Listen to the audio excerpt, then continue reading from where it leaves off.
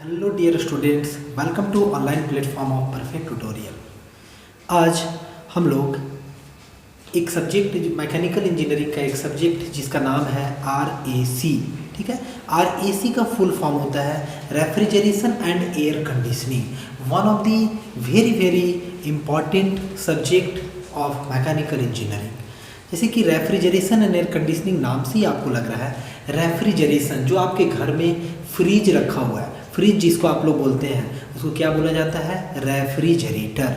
तो रेफ्रिजरेटर आखिर कैसे वर्क करता होगा, क्या होंगे इसमें, कितने इक्विपमेंट होंगे, मेन क्या पार्ट्स होंगे, वर्किंग प्रिंसिपल क्या होगा, इसके बारे में पढ़ेंगे हम लोग। और फिर साथ ही साथ इसी सब्जेक्ट में एयर कंडीशनिंग के बारे में भी पढ़ेंगे कि एयर कंडीशनिंग जो सिस्टम है जो आप घर में लगाते हैं, जो बड़े बड़े मॉल में लगा होता है, इंडस्ट्री में लगा होता है ना, कोचिंग इंस्टीट्यूट में लगे होते हैं, ये जो एयर कंडीशनिंग सिस्टम है कितने टाइप का होता होगा, एयर कंडीशनिंग सिस्टम जो होगा वो उसमें मेन इक्विपमेंट्स या मेन पार्ट्स कौन कौन होंगे, ये सब के बारे में हम इस सब्जेक्ट में पढ़ेंगे। तो सबसे पहले जो है डियर, थोड़ा सा बातें समझते हैं refrigerator and air conditioning. Refrigerator and air conditioning, refrigerator है और एक एयर कंडीशनिंग है। देखिए एक जनरल बात आपको बतलाते हैं कि रेफ्रिजरेटर जो होता है ना, बहुत ही सिंपल है और बहुत ही आसान सब्जेक्ट है, इसको बहुत ही आसान तरीके से आपको बताएंगे। 100% उम्मीद करेंगे कि आपको समझ में आएगा ही आएगा। ठीक है, क्योंकि बहुत ही आसान तरीके से बताएंगे। काफ़ी ये इंटरेस्टिंग के साथ साथ प्रैक्टिकल सब्जेक्ट भी है, क्योंकि आप अपने इर्द गिर्द AC भी देख पा रहे हैं, रेफ्रिजरेटर भी देखते हैं, तो वहाँ से आप समझ सकते हैं जो भी हम थ्योरेटिकल बातें, प्रैक्टिकल बातें आपको बताएंगे उस चीज़ को आप वहाँ पे अप्लाई करके देख भी सकते हैं कि हाँ जो भी सर बताए वो बिल्कुल भी ऐसा ही कुछ यहाँ पे नज़र आ रहा है। देखिए रेफ्रिजरेटर का बात करें, AC का बात करें, तो दोनों क्या करता है कि एक बॉडी का टेम्परेचर को मेंटेन करता है बिलो सराउंडिंग टेम्परेचर। सिंपल बात में बात करें तो सिंपली ऐसा ही है कि किसी भी बॉडी का टेम्परेचर को मेंटेन करना है ना, मेंटेन करना बिलो दी सराउंडिंग टेम्परेचर है ना, सराउंडिंग से कम टेम्परेचर पे मेंटेन करना। This process is called the refrigeration process and the device by which we can carry this process is called the refrigerator. जिस डिवाइस से ये प्रोसेस होता है उस डिवाइस को हम लोग क्या बोलेंगे, रेफ्रिजरेटर बोलेंगे। तो आप कहेंगे कि सर इसका मतलब रेफ्रिजरेटर जो है उसे बाहर में यदि टेम्परेचर मेरा 40 डिग्री सेल्सियस होगा, सपोज कीजिए 35 डिग्री सेल्सियस होगा, तो रेफ्रिजरेटर के अंदर में 0 डिग्री भी कर सकते हैं, बिलो 0 डिग्री सेल्सियस भी कर सकते हैं। हाँ बिल्कुल भी ऐसा ही कर पा रहे हैं ना। तो डेफिनेशन तो वही है, मेंटेन करना, सराउंडिंग से कम टेम्परेचर को मेंटेन करना। अब मेंटेन करने में ऑब्वियस है कि कुछ मैकेनिकल इक्विपमेंट लगे होंगे, कुछ पार्ट्स होंगे जिसकी वजह से जो टेम्परेचर है वो बिल्कुल भी आपका मेंटेन रह रहा है बिलो सराउंडिंग टेम्परेचर। अब कहेंगे सर एयर कंडीशनिंग सिस्टम में भी तो सेम काम होता है, हम कमरे का जो टेम्परेचर होता है वो कम होता है, जब हम बाहर निकलते हैं तो बाहर का टेम्परेचर ज़्यादा होता है। तो क्या एयर कंडीशनिंग सिस्टम और रेफ्रिजरेटर सेम है क्या? नहीं डियर, ये दोनों में थोड़ा सा बेसिक अंतर है। बेसिक अंतर में सबसे पहले, डिफरेंस तो बहुत सारे हैं लेकिन बेसिक अंतर समझिए कि जो रेफ्रिजरेटर को ऐसे डिजाइन किया जाता है डियर कि वो बिलो 0 डिग्री सेल्सियस भी मेंटेन कर सकता है आपका टेम्परेचर, चूँकि रिक्वायरमेंट होगा। आप फूड को प्रिजर्व करने के लिए यूज करते हैं, आपका मेडिकल इंडस्ट्री में यूज होगा, आपके केमिकल इंडस्ट्रीज में यूज होते हैं। आप ट्रांसपोर्टेशन, मान लीजिए यहाँ से आपको एक जगह से दूसरे जगह पे कोई मेडिसिन ले जाना है, कुछ फूड ले जाना है, तो फूड को कौन प्रिजर्व रखेगा, क्योंकि फूड क्या हो जाएगा, ख़राब हो जाएगा। 2 दिन लगेगा, 4 दिन लगेगा, फूड ख़राब हो जाएगा डियर। तो वैसी कंडीशन में रेफ्रिजरेटर यूज किया जाता है। व्हीकल में क्या लगा रहता है, एक रेफ्रिजरेटर लगा हुआ होता है। ठीक है, उस रेफ्रिजरेटर में फूड को रख देते हैं तो 100% प्रिजर्व रहता है, जैसा रखते हैं वैसा ही बिल्कुल भी होता है। तो टेम्परेचर कम करने के लिए कुछ इक्विपमेंट भी होंगे, तो उन इक्विपमेंट के बारे में पढ़ेंगे। AC और रेफ्रिजरेटर में ये फ़र्क है कि air conditioning system 0 degree Celsius से भी बिलो मेंटेन कर लेता है, लेकिन एयर कंडीशनिंग सिस्टम का डिज़ाइन जो किया हुआ है उसका डिज़ाइन इस तरीके से किया हुआ होता है कि एयर कंडीशनिंग सिस्टम जो है आपका रूम टेम्परेचर तक या थोड़ा बहुत रूम टेम्परेचर से कम टेम्परेचर तक वो मेंटेन कर सकता है। यदि आप एयर कंडीशनिंग में चाहें कि 0 डिग्री या माइनस टेम्परेचर उसमें सेट कर ले तो ऐसे हो नहीं पाएगा, क्योंकि उसका डिज़ाइन ऐसा किया हुआ है। लेकिन दोनों का काम है कि टेम्परेचर को सराउंडिंग से कम रखना, दोनों का काम है टेम्परेचर को सराउंडिंग से कम रखना। दोनों में जो इक्विपमेंट लगे हुए हैं, बेसिकली 4 इक्विपमेंट होते हैं मेन। एक होता है इवापोरेटर, दूसरा होता है कंप्रेसर, और तीसरा होता है कंडेंसर, और 4th नंबर में होता है एक्सपेंशन वाल्व, जिसको एक्सपेंशन डिवाइस भी बोलते हैं।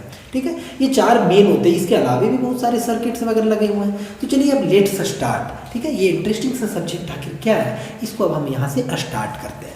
तो जो सब्जेक्ट का नाम है वो है RAC का जो फुल फॉर्म है, यहाँ से स्टार्ट करते हैं। RAC का फुल फॉर्म है refrigeration and air conditioning. Refrigeration and air conditioning. देखिए सब्जेक्ट का नाम ही है RAC, refrigeration and air conditioning. आज हम लोग लेक्चर नंबर 1 में स्टार्ट कर रहे हैं। कहने का मतलब रेफ्रिजरेशन एंड एयर कंडीशनिंग। सबसे पहले रेफ्रिजरेशन पूरा कंप्लीट कर लेंगे। एयर रेफ्रिजरेशन सिस्टम, हर तरह से जो भी रेफ्रिजरेशन का होता होगा, जितना भी VCRS, VARS, पूरा क्लियरली सारे चीज़ हम पढ़ लेंगे, each and every portion of refrigeration. उसके बाद हम लोग फर्दर मूव करेंगे किसमें, एयर कंडीशनिंग में। तो एयर कंडीशनिंग क्या होता है, एयर कंडीशनिंग भी टेम्परेचर को मेंटेन रखता है, रेफ्रिजरेशन भी। लेकिन एयर कंडीशनिंग का डेफिनेशन में है कि एयर कंडीशनिंग में आपका टेम्परेचर भी मेंटेन होता है डियर, एयर का प्योरिटी भी मेंटेन होता है, ह्यूमिडिटी भी मेंटेन होता है, और ये सब साइमल्टेनियसली होता है, एक साथ होता है। एक साथ जब एयर का टेम्परेचर, एयर का प्योरिटी और ह्यूमिडिटी मेंटेन हो तो उसको हम कहेंगे एयर कंडीशनिंग। और फिर उस तरीके का कमरा या फिर हॉल जो भी चीज़ें होगा उसको बोलेंगे एयर कंडीशनड रूम बोलेंगे, क्योंकि वहाँ पे टेम्परेचर, ह्यूमिडिटी और साथ ही साथ प्यूरिटी का भी ख्याल रखा गया है। हर एक चीज़ जो कि ह्यूमन कंफर्ट के लिए इम्पॉर्टेंट होगा, सबसे पहले रेफ्रिजरेशन डियर। तो रेफ्रिजरेशन को बोले तो कैसे हम समझेंगे, refrigeration it is a process of maintaining a body at lower temperature, है ना, at lower temperature than surrounding. यानी refrigeration is nothing but it is a process. देखिए ऐसे लिखेंगे सिंपली डियर, बहुत ही आसान सब्जेक्ट है, मजे में हम लोग इसको पढ़ लेंगे और खत्म भी कर देंगे जल्दी से। It is a process of maintaining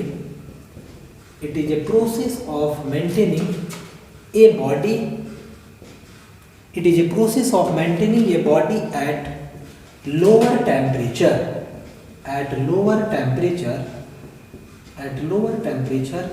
than surrounding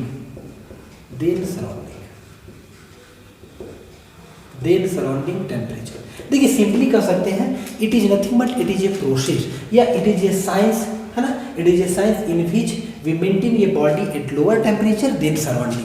अब तरह तरह से बोल सकते हैं, ये एक क्या है, एक साइंस ही तो है ना, एक साइंस ही तो है जो कि मेंटेन करता है एक बॉडी को लोअर टेम्परेचर में देन सराउंडिंग।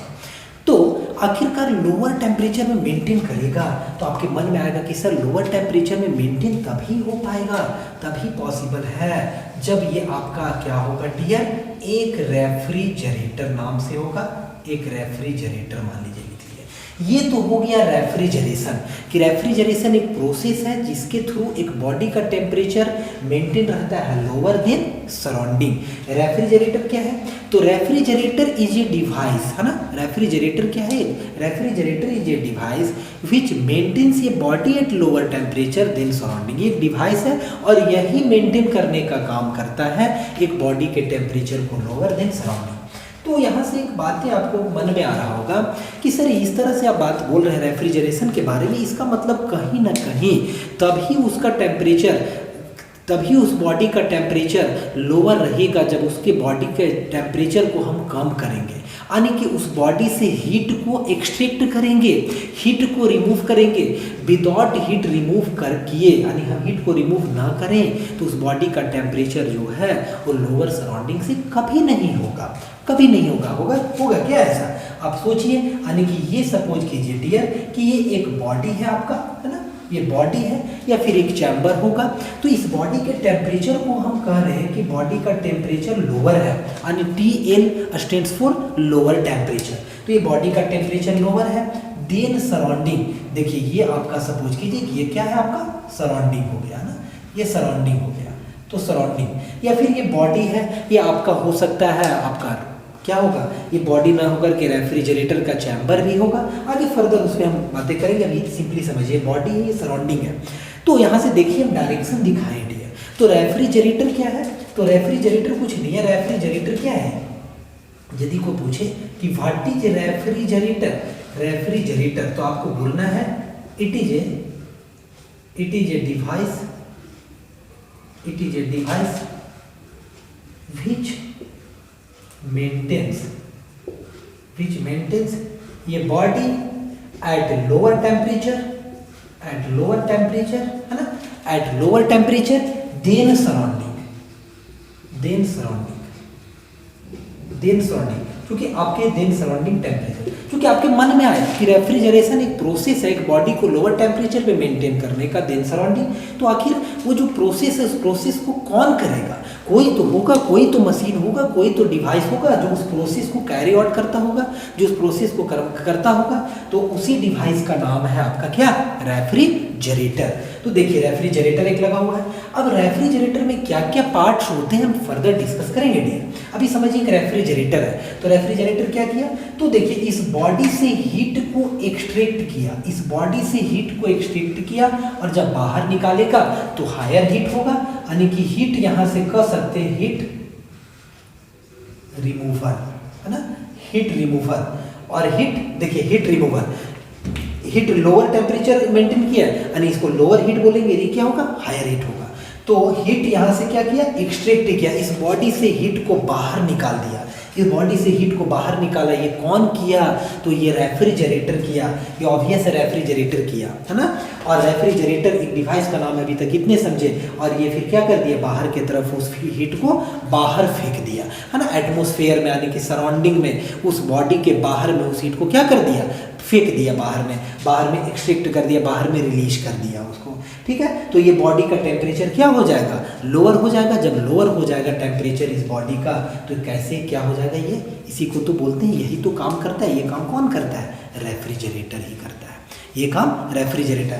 यानी आप कहेंगे कि रेफ्रिजरेशन का प्रोसेस तभी होगा जब किसी बॉडी से हीट को क्या किया जाएगा, एक्सट्रैक्ट किया जाएगा, है ना। यानी कि आप यहाँ पे एक बात बोल सकते हैं, इट इज डन, यानी रेफ्रिजरेशन, है ना, refrigeration it is done by extracting, देखिए it is done by extracting the heat from ये body which is to be cooled, देखिए ये क्या, ये कब होगा, it is done by extracting the heat from a body, एक बॉडी से हीट को एक्सट्रैक्ट करना पड़ेगा, which is to be cooled, जिसको क्या करना है, आपको ठंडा करना है, जिसको ठंडा करना है। अब ये काम जो एक्सट्रैक्ट करने का काम, वो एक्सट्रैक्ट करने का, हीट एक्सट्रैक्ट करने का जो काम है, वो एक डिवाइस करता है, उसी डिवाइस का नाम है रेफ्रिजरेटर। चलिए यहाँ से आप समझिए, आपको बहुत ही अच्छा लग रहा होगा उम्मीद है। इसी डिवाइस का नाम क्या है, रेफ्रिजरेटर है, उसी डिवाइस का नाम रेफ्रिजरेटर है, जो हीट को एक्सट्रैक्ट करने का काम कर रहा है। अब आप कहेंगे सर जब हीट को कोई एक्सट्रैक्ट करेगा तो ऑब्वियस है कि वो बाहर से उस पर कहीं काम करना पड़ रहा होगा, अपने आप तो रखा तो ऐसा होगा नहीं, बाहर से कुछ काम करना पड़ रहा होगा। तो डियर आप समझते हैं, हम लोग आगे कुछ नेक्स्ट बातें समझते हैं इसी में। देखिए ये जो है एक्चुअली में तो एक रेफ्रिजरेटर नाम से था, रेफ्रिजरेटर है ना। रेफ्रिजरेटर क्या कर रहा था, तो हीट को क्या कर रहा था, एक बॉडी से आपका क्या कर रहा था, हीट को एक्सट्रैक्ट कर रहा था। एक बॉडी है, टेम्परेचर क्या है यहाँ पे, लोअर टेम्परेचर, यहाँ पे हीट को क्या कर रहा है, हीट एक्सट्रैक्ट कर रहा है, यानी कि बोलेंगे हीट एक्सट्रैक्ट करना, ठीक है, हीट एक्सट्रैक्ट कर रहा है, यहाँ पे हायर हीट होगा QH, और ये क्या है आपका सराउंडिंग होगा, सिंपली सराउंडिंग। देखिए फर्दर सराउंडिंग को बोला जाएगा सोर्स, इसको बोल सकते हैं आप सोर्स, और इसको टेक्निकली बोला जाता है सिंक। यानी सिंक से सोर्स के तरफ हीट इज एक्सट्रैक्टेड, यहाँ पे कह सकते हैं आप कि heat is extracted from sink to source, from sink to source by a device called refrigerator, by a device called refrigerator to maintain ये body at lower temperature than surrounding। फिर उम्मीद करते हैं बहुत ही अच्छे से आप आसान तरीके से इस बात को समझ रहे होंगे कि वही डिवाइस जो एक्सेप्ट करने का काम कर रहा है, मेंटेन रखने के लिए बॉडी को लोअर टेम्परेचर में, उसी को रेफ्रिजरेटर बोला जाता है, उसी को रेफ्रिजरेटर। चलिए यहाँ से कुछ बातें करते हैं, कुछ इंपॉर्टेंट पॉइंट। ये जो RAC सब्जेक्ट है, ये RAC क्या है, आपका डिपेंडेंट है। यहाँ से आपको बहुत बच्चे को समझ में आ रहा होगा कि RAC का जो कॉन्सेप्ट है ये किस प्रिंसिपल पे चल रहा है, तो सेकेंड लॉ ऑफ थर्मोडायनेमिक्स के क्लॉसियस पे, ठीक है। अब यहाँ पे लिख देते हैं, देखिए कुछ इंपॉर्टेंट पॉइंट में है ये कि रेफ्रिजरेटर ये बात हम लोग पढ़ चुके हैं। ये कब पढ़ चुके हैं, तो बिल्कुल भी आपका डियर आपका थर्मल इंजीनियरिंग में इस बात को ऑलरेडी हम लोग पढ़ चुके हैं कि refrigerator is based on second law of thermodynamics, second law of thermodynamics। Refrigerator is based on second law of thermodynamics. देखिए एक आगे आएगा और भी, heat pump is also based on second law of thermodynamics, ठीक है। हीट पंप भी जो है वो सेकेंड लॉ, इसको अच्छे से नोट कर लेना है कॉपी में। रेफ्रिजरेटर और हीट पंप जो ये दोनों है, ये दोनों बिल्कुल भी आपका सेकेंड लॉ ऑफ थर्मोडायनेमिक्स पे बेस्ड है। अब सेकेंड लॉ ऑफ थर्मोडायनेमिक्स थोड़ा सा आपको रिकॉल कराते हैं डियर, थोड़ा सा आपको रिकॉल कराते हैं, प्रीवियस बातें रिकॉल कराते हैं जो आप ऑलरेडी पढ़ चुके हैं। सेकेंड लॉ ऑफ थर्मोडायनेमिक्स में जो था वो दो स्टेटमेंट था। First statement is Kelvin Planck statement, and second statement is Clausius statement. दोनों स्टेटमेंट आपको याद होना चाहिए, नहीं तो आप बिल्कुल भी अब प्रीवियस जाकर के आप चीज़ों को ये पढ़ ले पहले, ठीक है। क्योंकि सेकेंड लॉ ऑफ थर्मोडायनेमिक्स में कितना स्टेटमेंट था, एक कैल्विन प्लैंक का स्टेटमेंट था डियर, और एक आपका क्या था, क्लॉसियस का स्टेटमेंट था। कैल्विन प्लैंक का स्टेटमेंट पे जो था, कैल्विन प्लैंक का स्टेटमेंट पे वो हम यहाँ पे लिख देते हैं ऐसे एक्चुअली में। कैल्विन प्लैंक का स्टेटमेंट पे कौन कौन बेस्ड था आपका, तो कैल्विन प्लैंक का स्टेटमेंट पे जो था वो बेस्ड था आपका हीट इंजन। कैल्विन प्लैंक का स्टेटमेंट पे क्या था, थोड़ा सा प्रीवियस बातें को लिख देते हैं। कैल्विन प्लैंक स्टेटमेंट से ही आपका क्या आया था डियर, तो कैल्विन प्लैंक स्टेटमेंट से ही ये सेकेंड लॉ ऑफ थर्मोडायनेमिक्स का स्टेटमेंट है।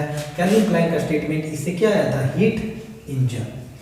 यानी इंजन जो होता है ये कैसा होता है, पॉजिटिव डिवाइस होता है। ये सब बातें पहले ही पढ़े हैं आप थर्मल इंजीनियरिंग में। इंजन एक पॉजिटिव डिवाइस है, और इंजन क्या है, पॉजिटिव डिवाइस, यानी कि इंजन क्या होता है, पावर प्रोड्यूसिंग। ये कैसा होता है, इसीलिए इसको पॉजिटिव बोला गया, पावर प्रोड्यूसिंग डिवाइस। ये कैसा डिवाइस है, पावर प्रोड्यूसिंग डिवाइस है। जैसे इंजन में आपका हो गया पेट्रोल इंजन, डीजल इंजन, है ना, ये सब CNG वगैरह जो ये सब बातें करते हैं। इंजन जितना भी एयरक्राफ्ट में इंजन लगा हुआ होगा, लोकोमोटिव में जो इंजन लगा होगा, सारा क्या हीट इंजन ही है। ये थर्मल इंजीनियरिंग में आप पढ़े हैं, तो इसको पावर प्रोड्यूसिंग इसीलिए पॉजिटिव डिवाइस बोला जाता है। आपको रिकॉल करा देना है, ये कैल्विन प्लैंक के स्टेटमेंट पे ही था। क्या स्टेटमेंट है, प्रीवियसली थोड़ा इसको देखते हैं। और इसी में क्या था आपका, कैल्विन प्लैंक का स्टेटमेंट में एक और स्टेटमेंट था, वाह याद आ गया, है ना, क्या था, क्लॉसियस स्टेटमेंट था। क्या था, बहुत ही बढ़िया स्टेटमेंट, एक क्लॉसियस, साइंटिस्ट का नाम है, क्लॉसियस स्टेटमेंट था। और क्लॉसियस स्टेटमेंट से ही अब धीरे धीरे आपको याद आ रहा होगा डियर, उम्मीद करते हैं। क्लॉसियस स्टेटमेंट पे जो बेस्ड था वही आपका क्या बेस्ड था, refrigerator and air conditioning. Refrigerator air conditioning and जो था वो हीट पंप, एक था heat pump. Refrigerator, air conditioning, heat pump, ये सब जो था वो सेकेंड लॉ ऑफ थर्मोडायनेमिक्स के क्लॉसियस स्टेटमेंट पे बेस्ड था, क्लॉसियस स्टेटमेंट पे बेस्ड था। ये थोड़ा सा नॉलेज के लिए आपको बता दें। अब यही रेफ्रिजरेटर और रेफ्रिजरेशन के बारे में हम इस चैप्टर में पूरा स्टडी करेंगे, ठीक है। थोड़ा आज इंट्रोडक्शन टाइप का था चीज़ें, फर्स्ट लेक्चर था इसलिए थोड़ा सा आपको रिकॉल भी करा दिए। अब यहाँ से आपको धीरे धीरे क्या हो रहा होगा, याद आ गया होगा कि क्या था नहीं था। Refrigerator, AC and heat pump. अब ये जो होता है इसी को बोलते हैं नेगेटिव डिवाइस। ये इसको क्या बोलते हैं हम लोग, नेगेटिव डिवाइस। जैसे ये पॉजिटिव था लेकिन ये सब क्या होता है, नेगेटिव डिवाइस होता है। क्यों नेगेटिव बोला गया है, इसीलिए कि क्या होता है, इससे थ्रू क्या होता है कि ये पावर एब्जॉर्बिंग है। ये पावर देखिए, पावर प्रोड्यूसिंग नहीं है हीट इंजन की तरह, ये कैसा है, पावर एब्जॉर्बिंग, है ना, पावर एब्जॉर्बिंग डिवाइस है। ये सारा क्या करता है, तो पावर एब्जॉर्ब करता है। मान लीजिए आपको रेफ्रिजरेटर चलाना है डियर, विदाउट प्लग लगाए क्या रेफ्रिजरेटर रन करता है क्या, विदाउट प्लग लगाए क्या एसी रन करता है क्या, नहीं, बिल्कुल भी नहीं। या ठंडे के दिन में आप हीट पंप चलाते हैं, हीट पंप क्या करता है, पंपिंग करता है, हीट को पंप करता है। तो हीट पंप क्या विदाउट प्लग लगाए चलता है क्या, नहीं। यानी कि पावर एब्जॉर्बिंग डिवाइस है, किसी दूसरे के पावर पे डिपेंड करता है। किसी दूसरे के पावर का मतलब क्या हुआ, यही इंजन के पावर, इंजन की पावर से एक्सटर्नल इंटरनल इंजन हो सकता है, यही इसी के पावर पे डिपेंड करेगा। यानी केल्विन से ही क्लॉसियस चलेगा, केल्विन से जो डिवाइस बना वो क्लॉसियस के डिवाइस चलेगा, रन करेगा। क्लियर है। तो यहाँ से थर्मल इंजीनियरिंग में ये सारी बातें को क्लियरली हम बता चुके हैं, बिल्कुल भी क्लियरली सारा बात बता चुके हैं। तो रेफ्रिजरेटर पावर एब्जॉर्बिंग डिवाइस होता है, यानी नेगेटिव डिवाइस होता है। कुछ और भी इसके बारे में थोड़ा बहुत जानकारी लें तो इसका जो साइकिल होगा ना, जो साइकिल बनता है, ये केल्विन से जो साइकिल बनता है, थोड़ा नॉलेज के लिए, वो साइकिल कैसा होगा, साइकिल आपका सारा जो होगा वो साइकिल कैसा होगा, क्लॉकवाइज साइकिल होता है, क्लॉकवाइज साइकिल होगा। यानी साइकिल का मतलब होगा जो प्रोसेस होता है किसी में, जैसे मान लीजिए हम हीट इंजन में एक ऑटो साइकिल का एग्जाम्पल लें, है ना, जो कि पावर इंजीनियरिंग में आप लोग पढ़े हैं। तो ऑटो साइकिल का एग्जाम्पल लेंगे तो ऑटो साइकिल का क्या था, चार प्रोसेस में क्या क्या होता है, सक्शन, कॉम्प्रेशन, एक्सपेंशन, और एक्सपेंशन को पावर स्ट्रोक भी बोला जाता है, last one is exhaust stroke. तो चार जो प्रोसेस है, चारों प्रोसेस को आप दिखाते हैं, पीवी डायग्राम में दिखाते हैं, टीएस डायग्राम में दिखाते हैं, है ना। तो जब वहाँ पे दिखाते हैं, जो साइकिल बनाते हैं, आप गौर कीजिएगा, साइकिल 100% कैसे आप बनाते हैं, क्लॉकवाइज सेंस में होता है। जो साइकिल बनता है थर्मोडायनेमिक साइकिल जिसको बोलते हैं, साइकिल कैसा बनता है, तो क्लॉकवाइज बनता है। लेकिन जो अब हम लोग आरएसी में जो पढ़ने वाले हैं, यानी रेफ्रिजरेटर, तो रेफ्रिजरेटर के लिए साइकिल बनाएंगे, है ना, साइकिल बनाएंगे, जैसे VCRS साइकिल होगा, vapour compression refrigeration cycle. VARS होगा, vapour absorption, Carnot, reverse Carnot cycle होगा, क्योंकि इसमें कार्नोट आता है, इसमें क्या आएगा, रिवर्स कार्नोट साइकिल आएगा, बेल कॉलेमन साइकिल आएगा, ये रेफ्रिजरेशन के, इस तरह नंबर ऑफ साइकिल्स आएगा। अभी तो स्टार्ट हुआ लेक्चर, इसी में हम लोग पढ़ेंगे। तो वो जो साइकिल बनेगा, बस इतना बात आपको बता देते हैं, थोड़ा सा याद रखिएगा इस बात को। तो जो साइकिल बनेगा वो एंटी क्लॉकवाइज बनेगा, ध्यान दीजिएगा दोनों में फर्क। Heat engine positive device, refrigerator negative. इसमें जो साइकिल बनेगा, जिस साइकिल पे ये बेस्ड होगा रेफ्रिजरेटर, एंटी क्लॉकवाइज सेंस में बनेगा। लेकिन हीट इंजन जो होगा वो कैसे साइकिल बनेगा, थर्मोडायनेमिक साइकिल। आप समझिएगा, साइकिल का मीनिंग थर्मोडायनेमिक साइकिल, वो कैसे होगा, क्लॉकवाइज साइकिल बनेगा। ये पावर प्रोड्यूसिंग और ये पावर एब्जॉर्बिंग। चलिए इसके बाद अब हम आते हैं फर्दर, इसी टॉपिक पे आते हैं। चलिए, तो अभी आपका ये रेफ्रिजरेटर बना हुआ है। रेफ्रिजरेटर एक डिवाइस है जो किसी भी बॉडी से हीट को एक्सट्रैक्ट करता है, बाहर की तरफ हीट को क्या करता है, रिलीज करता है। उस तरह से बॉडी का टेम्परेचर जो होता है वो मेंटेन रहता है लोअर देन सराउंडिंग, और इसी प्रोसेस को कहते हैं रेफ्रिजरेशन प्रोसेस बोलते हैं। अभी आप देख लीजिए, रेफ्रिजरेटर और हीट पंप दोनों second law of thermodynamics based है, उसमें भी क्लॉसियस के स्टेटमेंट पे बेस्ड है। इतना बात आपको पता चल गया, उसमें भी किस पे बेस्ड है, क्लॉसियस स्टेटमेंट पे बेस्ड है। अब हम यहाँ से समझते हैं कि रेफ्रिजरेटर में मेन इक्विपमेंट्स क्या क्या होते हैं। यानी main equipments of refrigerator, main equipments of refrigerator समझिए, main equipments of refrigerator, main equipments of refrigerator. देखिए कौन कौन से मेन इक्विपमेंट्स होते हैं रेफ्रिजरेटर के। तो मेन इक्विपमेंट्स में होगा, चार मेन इक्विपमेंट्स होते हैं, there are four main equipments, main parts, है ना। कौन कौन? तो देखिए first one is evaporator. First one is evaporator. हम सभी के बारे में वन बाय वन पढ़ेंगे, लेकिन ये नेक्स्ट टॉपिक मतलब नेक्स्ट लेक्चर में मेरा होगा या नेक्स्ट यूनिट में होगा। इवापोरेटर, बस इतना बात याद रखिए कि इवापोरेटर जो है एक मैकेनिकल हीट एक्सचेंजर है। मैकेनिकल हीट एक्सचेंजर, HE, जो कि थर्मल इंजीनियरिंग में आप हीट एक्सचेंजर क्या होता है आप बात समझ में। हीट एक्सचेंजर का मतलब होता है हीट एक्सचेंज करना, यानी कि हीट एक्सचेंज कैसे होता है, अपने आप हीट एक्सचेंज कैसे होता है, higher to lower, higher temperature to lower temperature body की तरफ हीट एक्सचेंज होता है। तो खैर अभी मैकेनिकल हीट एक्सचेंजर है, मतलब इसमें हीट एक्सचेंज वाला प्रोसेस होता है। बी जो होगा वो होता है, देखिए ये इसी टाइप से याद रखना है, कॉम्प्रेसर। इवापोरेटर के बाद कौन कनेक्टेड होगा, कॉम्प्रेसर होगा, ठीक है, कॉम्प्रेसर। और कॉम्प्रेसर में इतना याद रखना है, इनपुट जो होगा, input is given to this. ये बात याद रखिएगा कि जो भी इनपुट होता है ना, जो भी हम प्लग इन करते हैं, जो भी रेफ्रिजरेटर को रन कराना है तो रेफ्रिजरेटर चलाए, तो जो इनपुट दिए बिल्कुल भी, वो इनपुट किस में जाता है आपका, कंप्रेसर में। इनपुट कहाँ पे, कंप्रेसर में, ठीक है, कंप्रेसर को ही, इवापोरेटर को नहीं। सी में जो आपका होगा वो होगा कंडेंसर। सी में क्या होगा, कंडेंसर होगा। कंडेंसर भी एक मैकेनिकल हीट एक्सचेंजर है, मैकेनिकल हीट एक्सचेंजर है। और लास्ट वन जो होगा, क्योंकि 4 होता है मेन पार्ट्स, तो लास्ट वन जो आपका होगा वो लास्ट वन होता है आपका एक्सपेंशन। देखिए क्या होता है, एक्सपेंशन वॉल्व होता है। देखिए इवापोरेटर का टाइप, कंप्रेसर का टाइप, कंडेंसर का टाइप, एक्सपेंशन वॉल्व का टाइप, सबका डिटेल में हम लोग स्टडी करेंगे, लेकिन आने वाला लेक्चर में। एक्सपेंशन वॉल्व क्या करता है, इट इज शॉर्टकट आ जाइए, it is used to reduce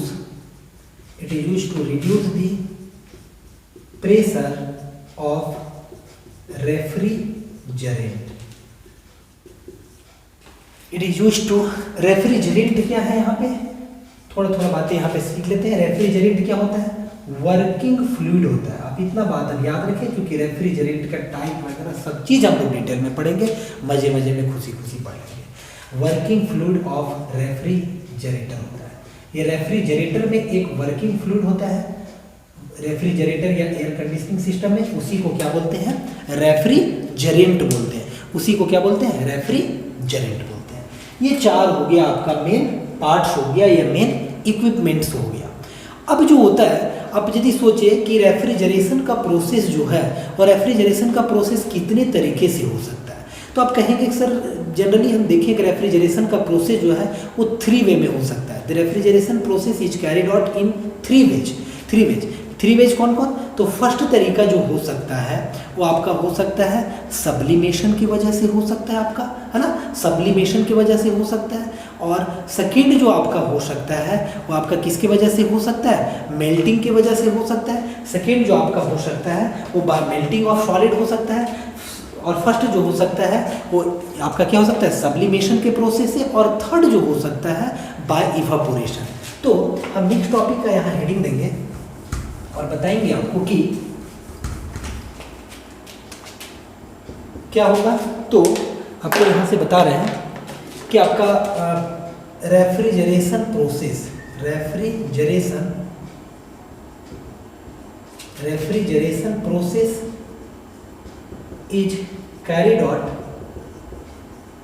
is carried out by following 3 ways. कितने तरह से हो सकता है रेफ्रिजरेशन का प्रोसेस, तो refrigeration process is carried out by following 3 ways. ये 3 तरीके से हो सकता है। तो 3 तरीका में जो आपका है डियर, वो फर्स्ट वाला क्या है, तो फर्स्ट में क्या हो सकता है, बाय मेल्टिंग, है ना, bye melting of solid. Melting of solid का मतलब क्या हुआ, सॉलिड से क्या बनेगा, लिक्विड। इसी को क्या बोलते हैं, मेल्ट होना।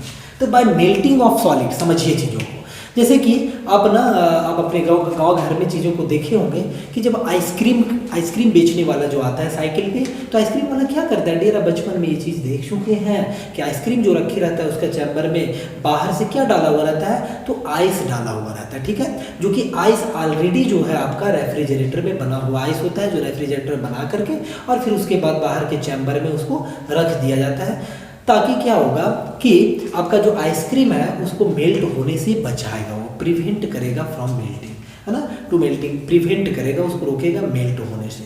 तो बाय मेल्टिंग ऑफ सॉलिड, यानी कि सॉलिड के मेल्ट होने से भी, सॉलिड के मेल्ट होने से भी आपको क्या मिलेगा, रेफ्रिजरेशन प्रोसेस, यानी रेफ्रिजरेशन का प्रोसेस हम वहाँ भी बोलेंगे, यानी उससे भी आप रेफ्रिजरेशन कर सकते हैं। जैसे कि आइस आपका पिघल रहा है, आइस मान लीजिए आइस का बड़ा सा टुकड़ा डियर आइस लाए और बड़ा सा टुकड़ा जो है वो क्या किए, कमरे के अंदर में रख दिए, वो क्या होगा, धीरे धीरे क्या होगा, हीट एब्जॉर्ब करेगा, कमरे का हीट एब्जॉर्ब करेगा, आपका हीट एब्जॉर्ब करेगा और आइस धीरे धीरे क्या होगा डियर, ग्रेजुअली आपका मेल्ट होने लगेगा। डायरेक्ट तो मेल्ट नहीं होगा, मेल्ट होने लगेगा, लेकिन जो मेल्ट होगा आइस, जैसे जैसे आइस मेल्ट होगा आपको कूलिंग इफेक्ट भी देगा। क्यों? क्योंकि आपका हीट जो है वो बिल्कुल भी अपने में एब्जॉर्ब कर लिया, यानी हीट कंटेंट आप में जो है, कमरे में जो है डियर, यानी किसी भी बॉडी में है, जिस बॉडी को आप कूल कर रहे हैं उसका बॉडी का हीट कंटेंट कम हो रहा है, तो हीट कंटेंट कम होगा, एक्सट्रैक्ट होगा हीट बॉडी से, तो टेम्परेचर क्या होगा, कम होगा, क्योंकि टेम्परेचर हीट क्या है, टेम्परेचर का ही फंक्शन है, heat is the function of temperature, है ना, ये बात आप याद रखते हैं। तो एक ये प्रोसेस हो सकता है। सेकंड क्या हो सकता है, by sublimation, by sublimation, second क्या हो सकता है डियर, तो by sublimation of solid, by sublimation of solid. तो देखिए सॉलिड का सब्लिमेशन का मतलब क्या होता है, सब्लिमेशन आप जानते हैं, सब्लिमेशन का मतलब होता है सॉलिड का जो है ना वो डायरेक्ट जो है, डायरेक्ट देखिए सॉलिड का डायरेक्ट जो है वो किस में कन्वर्ट हो जाएगा, गैस में। यदि सॉलिड जो है वो डायरेक्ट गैस में कन्वर्ट हो जा रहा है तो इससे क्या होगा, आपको ये जो प्रोसेस है इस प्रोसेस से भी आपको क्या मिलेगा, कूलिंग इफेक्ट मिलेगा, यानी कि रेफ्रिजरेशन का प्रोसेस है, यानी रेफ्रिजरेशन का प्रोसेस करने का मतलब बॉडी को मेंटेन रखेगा, जैसे जैसे सब्लिमेशन होगा वैसे वैसे बॉडी का टेम्परेचर क्या होगा, कम होता जाएगा। और थर्ड जो है, और थर्ड जो प्रोसेस है या थर्ड जो रेफ्रिजरेशन का मेथड है, प्रोसेस है, यही प्रोसेस एक्चुअली में अभी के टाइम में मोस्टली यूज किया जाता है, यानी इस प्रोसेस को क्या है, ये आप कह सकते हैं कि मोस्टली यूज्ड वाला है, ये मोस्टली यूज्ड प्रोसेस है, ये मोस्टली यूज्ड प्रोसेस है। तो थर्ड क्या है डियर, तो थर्ड जो है बहुत ही बढ़िया सा है ये आपका बाय इवापोरेशन, क्या है, by evaporation of liquid, liquid का क्या हो, इवापोरेशन। अब लिक्विड जो होगा वो कौन होगा, तो रेफ्रिजरेटर के अंदर में एक वर्किंग फ्लूइड होगा जिसका नाम होगा रेफ्रिजरेंट होगा। तो बाय इवापोरेशन की वजह से भी आपको क्या मिलेगा, कूलिंग इफेक्ट मिलेगा, यानी रेफ्रिजरेशन का प्रोसेस होगा, और इसी प्रोसेस को हम लोग मोस्टली यूज करते हैं। इसीलिए आगे हम लोग फर्दर पढ़ेंगे वेपर कंप्रेशन रेफ्रिजरेशन सिस्टम, उसमें रेफ्रिजरेंट का जो होगा, रेफ्रिजरेंट इवापोरेट होगा, यानी रेफ्रिजरेंट का वाष्प बनेगा, है ना, रेफ्रिजरेंट लिक्विड फॉर्म में जो होगा वो किस फॉर्म में कन्वर्ट हो जाएगा, गैसियस फॉर्म में कन्वर्ट होगा, यानी इवापोरेशन का मतलब होता है, इवापोरेशन का मतलब होता है लिक्विड से किस में कन्वर्ट होना, गैस में कन्वर्ट होना, है ना, लिक्विड से गैस में कन्वर्ट होना, यानी कि क्या हो गया, ये इवापोरेशन का प्रोसेस हो गया। तो इवापोरेशन वाला ही मोस्टली यूज्ड होता है। आप अभी तक उम्मीद कर रहे हैं कि बहुत मजे में चीज़ों को सीख रहे हैं और पढ़ रहे हैं, अब सही से पढ़ पा रहे हैं, सही से समझ पा रहे हैं। अब नेक्स्ट जो है डियर, नेक्स्ट हम लोग जो डिस्कस करने वाले हैं कि इसका एप्लीकेशन आखिर कहाँ पे होगा। ढेरों सारा एप्लीकेशन है, फूड प्रिजर्व करने में इसका एप्लीकेशन हो सकता है, मेडिकल इंडस्ट्रीज में हो सकता है कि नहीं। तो आप इस चीज़ को लिख लीजिएगा, हम आपको बोल देते हैं, डिक्टेट कर देते हैं आपका कहाँ पे एप्लीकेशन हो सकता है। एप्लीकेशन बहुत जगह पे है, जिसमें से important application air conditioning system में आपका इंडस्ट्रियल एयर कंडीशनिंग सिस्टम होगा, डोमेस्टिक एयर कंडीशनिंग सिस्टम होगा, इसमें होगा, और आपका डोमेस्टिक रेफ्रिजरेटर होगा, इंडस्ट्रियल रेफ्रिजरेटर होगा, उसमें होगा इसका एप्लीकेशन, है ना। और आपका क्या केमिकल इंडस्ट्री में होगा, आपका मेडिकल साइंस में होगा, है ना। कुछ दवा होता है डियर, जिसको आप देखे होंगे कि बोलता है इसको आपको 10 डिग्री सेल्सियस में रखना है, 5 डिग्री सेल्सियस में रखना है। तो डियर विदाउट रेफ्रिजरेटर क्या ये पॉसिबल है क्या? बिल्कुल भी पॉसिबल नहीं है कि आप 10-5 डिग्री में माइनस में रखना है आपको, माइनस टेम्परेचर में। तो क्या एटमॉस्फेयर का टेम्परेचर माइनस है क्या? नहीं ना, हर जगह तो ऐसा तो पॉसिबल ही नहीं है। कैसे रखेंगे आप? तो आप क्या खरीद के लाएंगे? रेफ्रिजरेटर। और खुशी खुशी आप रखेंगे उसमें, बिल्कुल भी माइनस में रहेगा मेंटेन आपका टेम्परेचर। तो आपका 10 डिग्री सेल्सियस 5 डिग्री सेल्सियस में आप बिल्कुल भी रख सकते हैं, है ना। तो इस तरह से आप एप्लीकेशन भी कुछ समझ ही गए होंगे। मेडिकल साइंस में आपका हो सकता है, केमिकल इंडस्ट्रीज में हो सकता है, कुछ कंस्ट्रक्शंस वर्क में भी होता है जो कि मिसलेनियस एप्लीकेशंस कर सकते हैं। कहीं कहीं पे ऐसा होता है कुछ केमिकल को रखना होता है जो कि कंस्ट्रक्शन के काम है। तो एटीसी इस टाइप से क्या होंगे आपका ये सब एप्लीकेशन।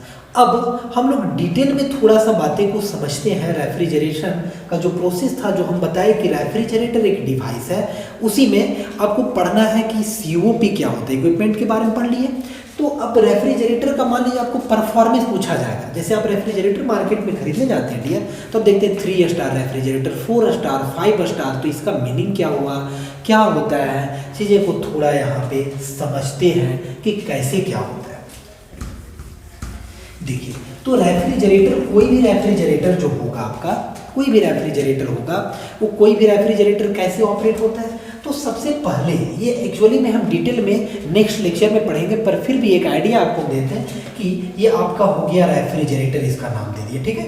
तो रेफ्रिजरेटर में एक आपका लगा हुआ होता है जिसका नाम है इवापोरेटर। क्या नाम है? इवापोरेटर। अब लिख लीजिएगा। सेकेंड जो है, इसको डिटेल में पढ़ेंगे, ये है कॉम्प्रेसर। ये एक ब्लॉक डायग्राम है डियर, कॉम्प्रेसर। और एक यहाँ पे है, उसका नाम है क्या? कंडेंसर, है ना। और एक इस जगह पे है लगा हुआ, इसका नाम क्या है? Expansion valve. एक्सपेंशन वाल्व है। तो होता कैसे है देखिए, इवापोरेटर हो गया, यहाँ पे क्या होगा आपका, ये आपका होगा रेफ्रिजरेटर का चैम्बर। रेफ्रिजरेटर चैम्बर, ये रेफ्रिजरेटर चैम्बर है। क्यों ऐसा लिख रहे हैं? क्योंकि इसी के टेम्परेचर को क्या रखना होता है? कम रखना होता है। इसी को हम लोग बोल सकते हैं, इसको बोलेंगे सिंक, यानी कि यहाँ का टेम्परेचर जो होगा वो क्या होगा? लोअर होगा। यहाँ से क्या होगा? Lower heat. और फिर इसके बाद जो डियर, इसके बाद क्या होता है, तो देखिए इसके बाद आपका आगे में इधर जो होगा, ये क्या होगा? एटमॉस्फेयर होगा। एटमॉस्फेयर का मतलब क्या हुआ? यही आपका सराउंडिंग होगा डियर, सराउंडिंग होगा ये। तो यहाँ का इसको बोलेंगे सोर्स। इसको क्या बोलेंगे? सोर्स। इसका टेम्परेचर क्या होगा? तो हायर होगा, यानी यहाँ पे क्या होगा? QH होगा। ये देखिए साइकिल इस तरह से रन करता है, और इसी का नाम क्या है आपका? रेफ्रिजरेटर नाम है। ध्यान से समझिए। सबसे पहले क्या होता है, इसको हम लोग नेक्स्ट लेक्चर में और भी डिटेल में पढ़ेंगे, क्योंकि पढ़ना है आपको VCRS, vapour compression refrigeration system. तो वेपर कंप्रेशन रेफ्रिजरेशन सिस्टम का PH diagram, PV diagram, TH diagram, हर एक चीज़, और कुछ न्यूमेरिकल भी, ये सब पढ़ेंगे हम लोग नेक्स्ट लेक्चर में। फिर भी एक आइडिया आपको हो जाए फर्स्ट लेक्चर में कि होता क्या है कि रेफ्रिजरेटर जो है वो सबसे पहले हीट एक्सट्रैक्ट करता है और अपने तरफ हीट को खींचता है। हीट एक्सट्रैक्ट करने के बाद रेफ्रिजरेटर के चैम्बर से हीट एक्सट्रैक्ट करने का काम कौन करता है? तो इवापोरेटर। यानी evaporator is a mechanical heat exchanger which is used to extract the heat from a body which is to be cooled या which is to be maintain at lower temperature than surrounding. अब clearly समझ गए होंगे। तो ये extract किया heat को, और ये जो इवापोरेटर है, इवापोरेटर में ही आपका वर्किंग फ्लूइड होता है जिसका नाम है रेफ्रिजरेंट। इसी के अंदर क्या डाला हुआ रहता है? रेफ्रिजरेंट, जो कि क्या है? Working fluid.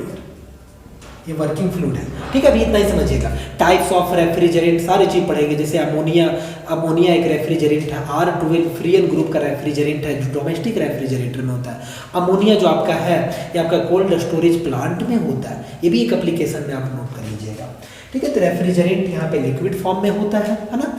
लिक्विड फॉर्म में रेफ्रिजरेंट होगा, और टेम्परेचर जो उसका तो इसका होता है जनरली नेगेटिव टेम्परेचर में होता है। टेम्परेचर कम होगा, यहाँ का टेम्परेचर स्टार्टिंग में ज़्यादा होगा। ये क्या करेगा? हायर टू लोअर हीट का फ्लो होगा, यानी एक्सट्रैक्ट करेगा।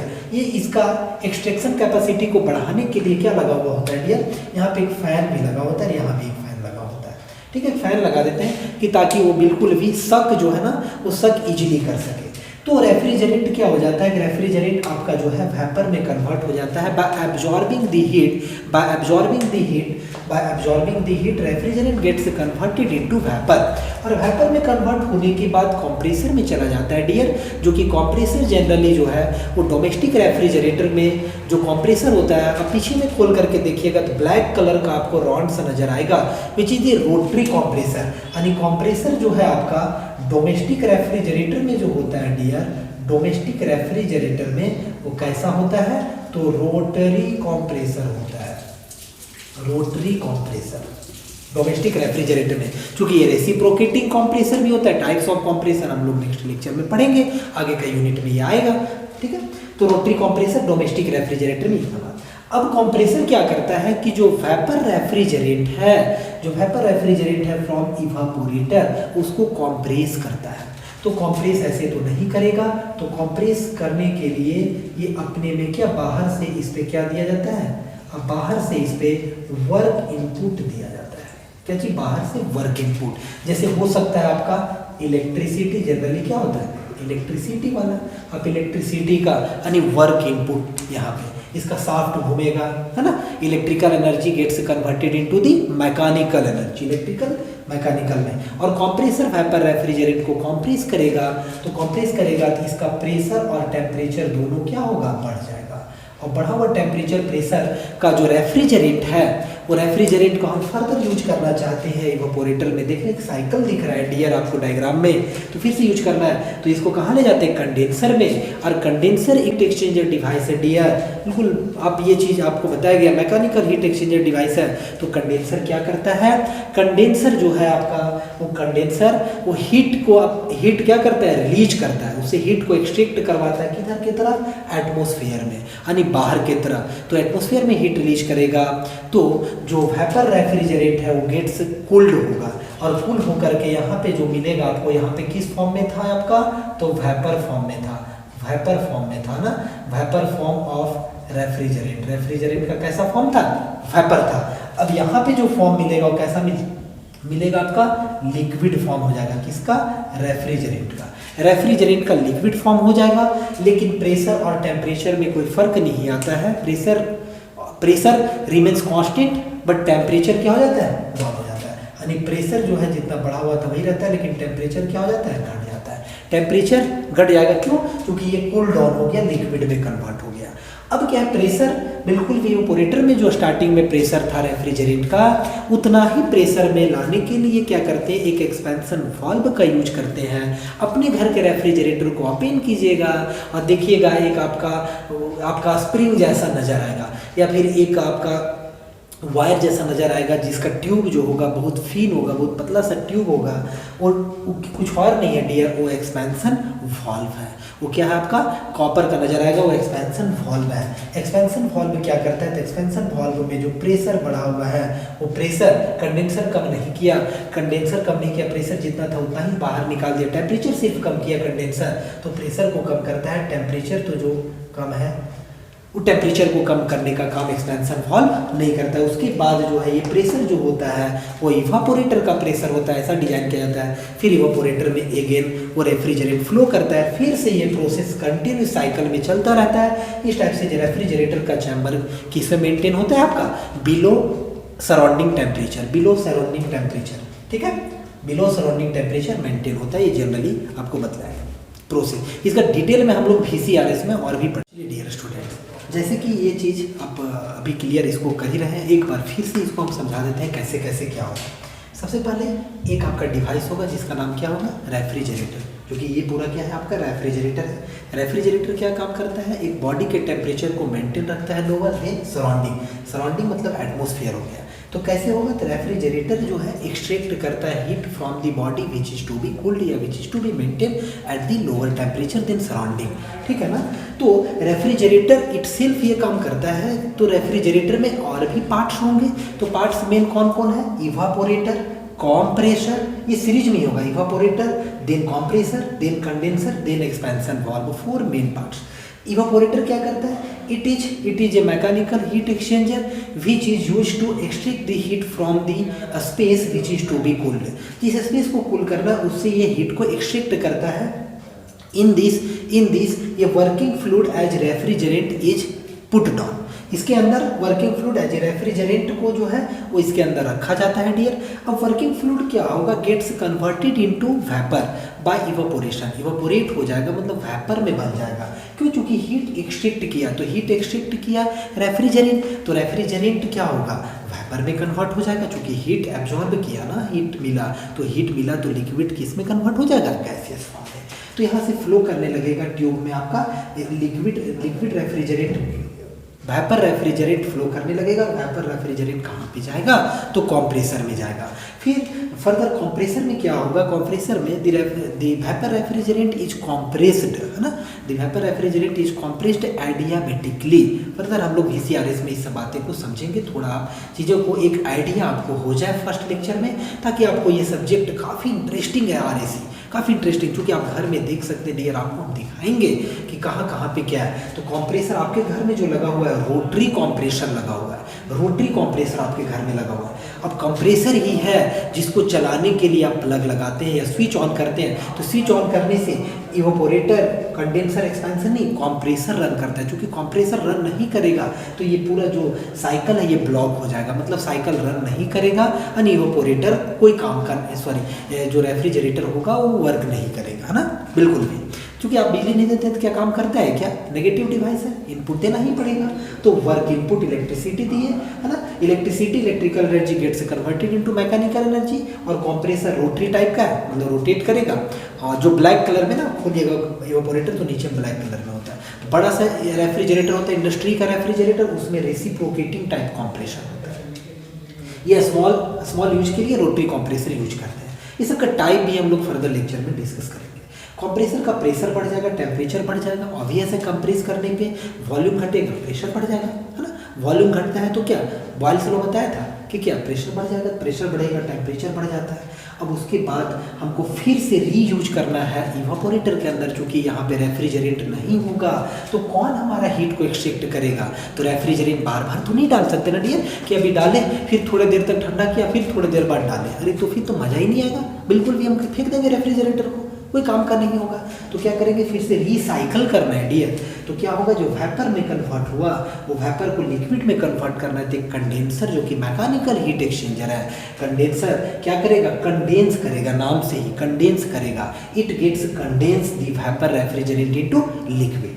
और कंडेंस करेगा तो ये अपने से हीट को क्या करेगा, बाहर रिलीज करेगा एटमॉस्फेयर में. और यहाँ से हीट लिया, देखिए बाहर की तरफ रिलीज कर रहा है एटमॉस्फेयर में, और फिर लिक्विड में कन्वर्ट हो जाएगा. प्रेशर रिमेंस कांस्टेंट होता है इसमें, बट टेम्परेचर ड्रॉप करेगा. तो प्रेशर एज इट इज होगा, कंडेंसर में प्रेशर कोई फर्क नहीं पड़ेगा, टेम्परेचर ड्रॉप होगा. फिर क्या है, इवापोरेटर में हमको रीयूज करने के लिए उसका प्रेशर अब बढ़ा हुआ है, क्योंकि कंप्रेसर में बढ़ गया. तो रीयूज करने के लिए यदि उतना ही प्रेशर में रेफ्रिजरेंट को डाल देंगे, लिक्विड तो बन गया इवापोरेटर में, तो इवापोरेटर का ट्यूब होता है, इवापोरेटर में ट्यूब लगा होता है. तो ट्यूब क्या होगा, हीट एक्सचेंजर है, ट्यूब होगा तभी एक हीट एक्सचेंज हो पाएगा. तो ट्यूब लगा होता है तो ट्यूब क्या हो जाएगा, आपका फट सकता है, ट्यूब का चांसेस होगा ब्लास्ट करने, फटने का. तो इसीलिए प्रेशर, जितना प्रेशर में ये विदस्टैंड कर सकता है इवापोरेटर का, आपका इवापोरेटर का ट्यूब्स, उतना ही प्रेशर को रिड्यूस करेंगे. और रिड्यूस करने का काम करेगा expansion valve. As name suggested, expansion मतलब इसमें क्या होगा, प्रोसेस एक्सपेंशन का होगा. ठीक है, तो एक्सपैंड करेगा, प्रेशर ड्रॉप करेगा, टेम्परेचर ड्रॉप कर चुका था कंडेंसर में, फिर से हम इवापोरेटर में लाएंगे. साइकिल इसी वे में रन करेगा डियर, और कंटिन्यूअसली आपको जो है कूलिंग इफेक्ट देगा रेफ्रिजरेटर के चैम्बर में. और AC में भी ऐसा ही कुछ कॉन्सेप्ट है. ठीक है, जब AC एयर कंडीशनिंग सिस्टम पढ़ेंगे तो और भी उसमें एयर कंडीशनिंग सिस्टम में कुछ और भी पार्ट्स होते हैं, उनके बारे में डिस्कस करेंगे. पर मेन पार्ट्स ये 4 ही होते हैं एयर कंडीशनिंग सिस्टम में भी. या छोटा रेफ्रिजरेटर होगा, बड़ा रेफ्रिजरेटर होगा, कैसा भी रेफ्रिजरेटर होगा, हर एक रेफ्रिजरेटर में ये 4 मेन इक्विपमेंट होते हैं, जो 4 पार्ट्स होता है. और चारों पार्ट्स बिल्कुल भी इवापोरेटर के बाद कंप्रेसर इसी टाइप में अरेंज किया हुआ रहता है. उम्मीद करते हैं आप बहुत ही अच्छे से और आसानी से इस बात को समझ गए होंगे. अब नेक्स्ट जो हमारा टॉपिक होगा, क्योंकि रेफ्रिजरेटर है, तो आखिर आपके मन में ये आ रहा होगा कि सर रेफ्रिजरेटर का परफॉर्मेंस आप बताइए, कैसे हम परफॉर्मेंस निकाल सकते हैं कि ये refrigerator this one is more efficient than this. आखिर कैसे कंपेयर करेंगे? तो on the basis of performance dear. तो परफॉर्मेंस के लिए हम लोग एक यूज करते हैं, आपको हम थर्मल इंजीनियरिंग में ही बताए हैं कि रेफ्रिजरेटर जो क्लॉसियस पे डिपेंड करता है, क्लॉसियस पे बेस्ड है, क्लॉसियस के प्रिंसिपल स्टेटमेंट पे बेस्ड है रेफ्रिजरेटर। तो क्लॉसियस के टाइम में हम लोग ईटा यूज नहीं करते हैं। ईटा जो कि एक नोटेशन होता है आपका हीट इंजन एफिशिएंसी निकालने का, ईटा यूज नहीं करते। क्या यूज करते हैं परफॉर्मेंस के लिए? COP, COP। चलिए अब COP ये सब के बारे में समझते हैं। यानी कि यूनिट ऑफ यदि हम बात करें तो सबसे पहले performance of refrigerator, performance of refrigerator. तो रेफ्रिजरेटर का परफॉर्मेंस, तो परफॉर्मेंस किससे? परफॉर्मेंस दिखाते हैं हम लोग COP से। COP का फुल फॉर्म होता है dear coefficient of performance, coefficient of performance. ठीक है, तो कोएफिशिएंट ऑफ परफॉर्मेंस को एक और नाम से जानते हैं, आप इस नाम को भी याद रखिएगा, बहुत बच्चे नहीं जानते इस नाम को, EPR। EPR stands for energy performance ratio dear, energy performance ratio, energy performance ratio. ठीक है, तो COP is the ratio of, COP किसका रेशियो होता है? थोड़ा सा शॉर्टकट समझते हैं यहाँ पे। ये आपका रेफ्रिजरेटर, रेफ्रिजरेटर इम्पोरेटर ये सब अभी नहीं लगाना है ना। ये आपका क्या होगा? लोअर टेम्परेचर होगा, TL होगा, लोअर टेम्परेचर होगा। और ये डियर कहाँ पे इसको बाहर करेगा? तो हाई टेम्परेचर में। ये क्या होगा? QH होगा, ये क्या होगा आपका? QL होगा। इसको चलाने के लिए बाहर से वर्क इनपुट दिया गया होगा। बिल्कुल भी यही होगा ब्लॉक डायग्राम, ऐसा ही होगा, एक रेफ्रिजरेटर होगा। अब यहाँ से क्या होगा कि COP रेफ्रिजरेटर के लिए यदि हम कहेंगे कि COP किसके लिए? रेफ्रिजरेटर के लिए लिखा हुआ है रेफ्रिजरेटर। तो रेफ्रिजरेटर के लिए होता है desired effect, it is the ratio of desired effect to the work input, desired effect to the work input. बहुत बढ़िया, बहुत बढ़िया, अच्छा लगा होगा ना।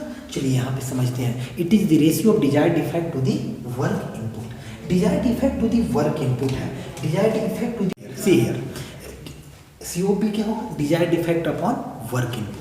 आप कहेंगे सर आप बताइए डिजायर्ड इफेक्ट यहाँ पे क्या हुआ? यदि आप अपने घर में रेफ्रिजरेटर लगाएंगे है ना, या इंडस्ट्री में होगा या एयर कंडीशनिंग सिस्टम होगा, तो इच्छा कहाँ से पूरा होगा? बहुत आसान तरीके से समझिए। तो आप कहेंगे सर मेरा इच्छा जो है वो टेम्परेचर कम करना है, जितना ज़्यादा टेम्परेचर हम चाहते हैं कम करना उतना कम हो जाएगा, तो हमारा इच्छा जो होगा वो क्या हो जाएगा? पूरा हो जाएगा। यानी your desired effect is lower heat, your desired effect is lower heat. तो लोअर हीट आपका जब डिजायर्ड इफेक्ट होगा डियर, लोअर हीट आपका डिजायर्ड इफेक्ट होगा, तो आप कहेंगे कि सर डिजायर्ड इफेक्ट के जगह पे हम लोग लिख देंगे QL है ना, QL लिखेंगे और डिवाइडेड बाय वर्क इनपुट। अब यहाँ पे यदि आप WIN लिखेंगे, देखिए ये हीट है, हीट भी एक एनर्जी है और वर्क भी एनर्जी, लेकिन दोनों का फॉर्म अलग अलग है। तो एक काम करते हैं, यहाँ से आप समझते हैं, देखिए क्या हो रहा है, ये टुवर्ड्स द सिस्टम है, away from the system, towards the system, towards the system को positive, away from the system को नेगेटिव, इस तरह से आप लिखें। तो यहाँ से आप समझ सकते हैं, अब बिल्कुल भी रेड कलर से लिख देते हैं टुवर्ड्स द सिस्टम को। यहाँ से आप कह सकते हैं, देखिए टुवर्ड्स द सिस्टम को पॉजिटिव मानिए, तो WIN प्लस QL बराबर क्या हो सकता है? QH। एक इक्वेशन हो सकता है, energy can neither be created nor be destroyed, it can only transform from one form to another form. तो यहाँ पे जितना एनर्जी यानी कि ये डिवाइस की तरफ हुआ है, बाहर भी उतना ही निकला होगा। एक आइडियल कंडीशन हम समझ लिए, एक आइडियल कंडीशन में है ना। तो ये कहिए तो आपका एनर्जी कंजर्वेशन का प्रिंसिपल लगाए, एनर्जी कंजर्वेशन लगा करके ऐसा कि एनर्जी कंजर्वेशन से है ना। तो यहाँ से आप कहेंगे कि सर W इनपुट जो है, बच्चे जैसा बात कर रहे हैं सर आप, W इनपुट बराबर जो है QH माइनस QL आया। ये तो एक बच्चा ही बता सकता है डियर कि कितना हीट रिमूव हुआ, कितना हीट आपका आया। मान लीजिए ये आपका 10 किलो जूल बाहर निकला है, ये आपका सपोज कीजिए 2 किलो जूल है, तो 10 माइनस 2 जो होगा यानी 8 किलो जूल इनपुट देना पड़ेगा। ऐसा कुछ यहाँ पे कुछ न्यूमेरिकल लेंगे, न्यूमेरिकल भी हम लोग करेंगे है ना। तो वहाँ समझिए, तो आप कह सकते हैं कि सर इसको और अच्छे से आप लिख सकते हैं कि QL upon QH minus QL, बिल्कुल भी लिख सकते हैं डियर। आप वहाँ पे देखिए है ना। अब यहाँ पे देखिए एक काम और भी कि COP बराबर क्या हो गया, desired effect upon work input है, बराबर क्या हो गया, QL upon QH minus QL। और भी क्या हो सकता है, तो हो सकता है TL upon TH minus TL। क्यों, यहाँ पे लिख देंगे, चूंकि हीट जो होता है वो फंक्शन होता है किसका, टेम्परेचर का। इस बात को याद रखिएगा कि हीट टेम्परेचर का फंक्शन होता है, इसलिए ये एक इम्पॉर्टेंट सा रिजल्ट निकल करके आ गया। COP रेफ्रिजरेटर का lower temperature divided by higher minus lower, lower heat divided by higher minus lower heat. जिस टर्म में आपके पास दिया होगा उसमें आपको डेटा को पुट कर देना है।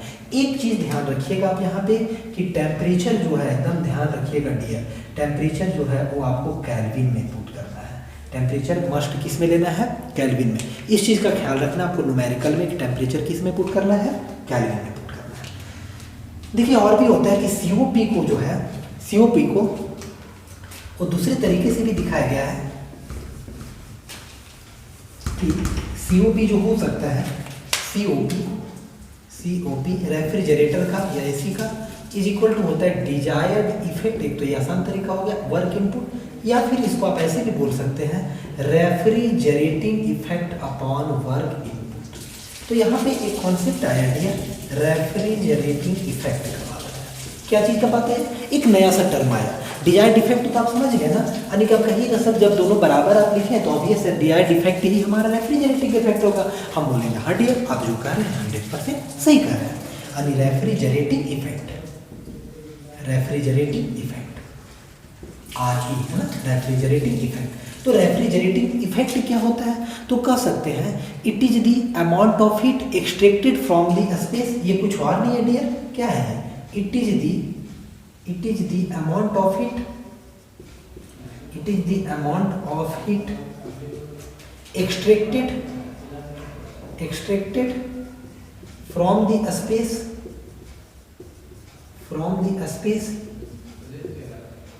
which is to be cooled, which is to be cooled। ये कुछ और नहीं है, ये अमाउंट ऑफ हीट ही है डियर, ये अमाउंट ऑफ हीट है जो एक्सट्रैक्ट करते हैं आप। यानी कि आप इसको दूसरे तरीके से बोल सकते हैं, जितना अमाउंट हीट जो है आपका इवापोरेटर एक्सट्रैक्ट करता है, जितना अमाउंट स्पेस से, वही जो हुआ वो रेफ्रिजरेटिंग इफेक्ट कर रहा है। यानी amount of heat extracted from the space which is to be cooled. ये किसके थ्रू, तो कौन करता है, तो बाय द इवापोरेटर। आप कहेंगे तो ऑब्वियस है कि ये इवापोरेटर ये काम कर रहा है डियर रेफ्रिजरेटर में। इवापोरेटर एक्सट्रैक्ट करने का काम करता है, कंप्रेसर कंप्रेस करता है, और कंडेंसर कूल करता है, एक्सपेंशन डिवाइस प्रेशर को कम करता है। एक सिंपल तरीके से आपको हम बताएं। तो रेफ्रिजरेटिंग इफेक्ट आप समझ गए यहाँ से। तो ये भी तरीका होगा इसको लिखने का, ठीक है। यानी कि यहाँ से और भी फर्दर इसको लिखे तो आप ऐसे भी लिख सकते हैं, फिर से QL अपॉन QH माइनस क्या लिख सकते हैं, QL, और फिर TL अपॉन TH माइनस क्या लिख सकते हैं, TL लिख सकते हैं। आप ऐसे भी लिख सकते हैं, सारी चीज़ें को यहाँ से आप समझें। अब नेक्स्ट जो आता है वो आता है यूनिट ऑफ रेफ्रिजरेशन। कि आखिरकार परफॉर्मेंस तो आप बता दिए सर, यूनिट ऑफ रेफ्रिजरेशन क्या होता है, यूनिट इसको कैसे लिखते हैं। जैसे कि आप सुने होंगे कि आप फ्रिज जो है इतना टन का फ्रिज है, यानी कि यूनिट ऑफ रेफ्रिजरेशन जो होता है वो टन ऑफ रेफ्रिजरेशन यानी TR होता है। TR तो उसको समझते हैं, इसको मिटाते हैं डियर। थोड़ा सा यहाँ पे एक बात और भी समझ लीजिए, सी है रेफ्रिजरेटिंग इफेक्ट के बाद आप पढ़ सकते हैं रेफ्रिजरेटिंग कैपेसिटी। रेफ्रिजरेटिंग कैपेसिटी भी क्या है, इंपॉर्टेंट है न्यूमेरिकल बनाने के टाइम में। तो रेफ्रिजरेटिंग कैपेसिटी क्या होता है, तो refrigerating effect into mass flow rate.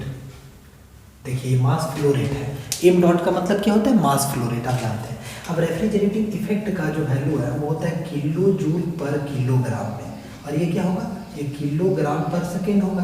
Kilogram घटा किलो जूल पर सेकेंड, किलो जूल पर सेकेंड क्या होगा, किलो वाट होगा, किलो वाट हो जाएगा, ठीक है। तो इस बात का समझिएगा, चूंकि रेफ्रिजरेटिंग का वैल्यू जो है, रेफ्रिजरेटिंग इफेक्ट का वैल्यू ये किलो जूल पर किलोग्राम देता है। इतना किलोग्राम को एक्सट्रैक्ट करने में इतना किलो जूल एनर्जी लगेगा। क्योंकि क्या होता है, it is the amount of heat extracted from the space which is to be cooled.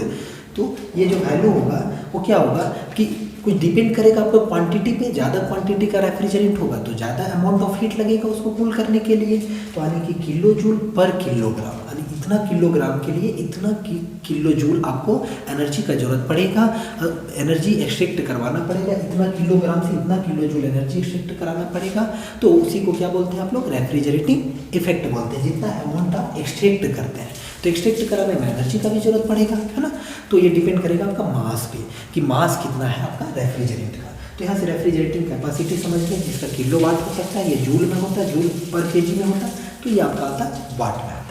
चलिए नेक्स्ट जो है आपका वो है आपका क्या कहते हैं, unit of refrigeration.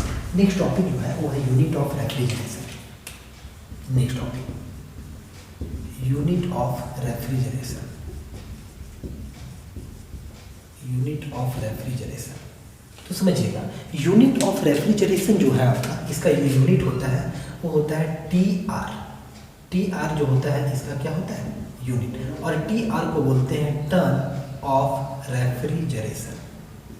Turn off refrigeration, ठीक है। TR क्या होता है, रेफ्रिजरेशन का यूनिट होता है। तो जैसे आपको बोले डिफाइन 1 TR, ऐसा पूछता है TR, डिफाइन 1 TR, है ना, या फिर define TR, simply define TR, turn off refrigeration. तो इसको समझिए, टर्न ऑफ रेफ्रिजरेशन। सबसे पहले देखिए क्या है, it is the amount of it, it is the amount of it, amount of it extracted, it is the amount of it extracted from 1 ton, यानी कि 1000 kilogram, 1000 kilogram of water at 0 degree Celsius to convert it into 0 degree Celsius ice, है ना, in 24 hours।